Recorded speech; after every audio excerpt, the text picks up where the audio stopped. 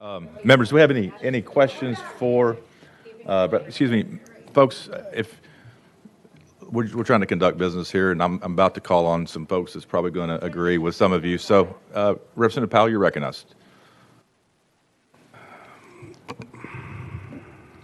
I guess I'm at a loss for words.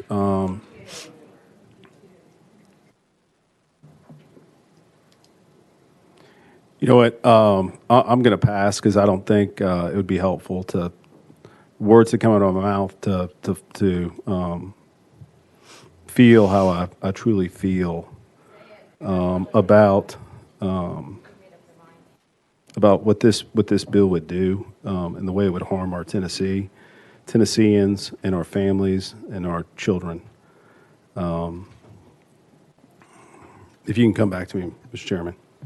Thank you, Representative Powell. Sure will. Representative Todd, you recognize, sir.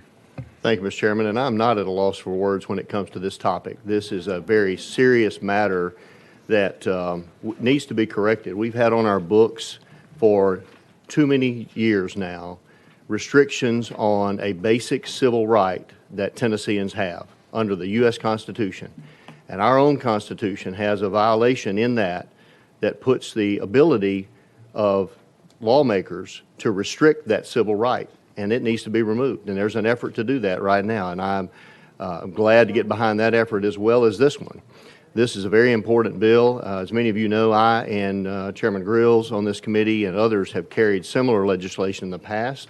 And if this doesn't get across the finish line, we will continue to do so because the basic civil rights that the sponsor mentioned just in his opening remarks is undeniable.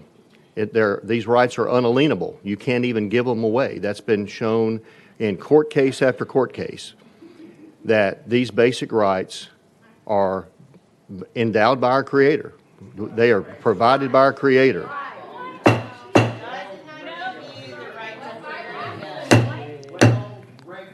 Y'all are free to leave. We're trying to conduct business. Chairman Todd, I'm going to ask you all just please be respectful.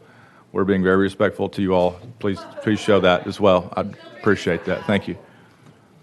All right, Chairman Todd, you recognize. Go ahead. Thank you, Mr. Chairman.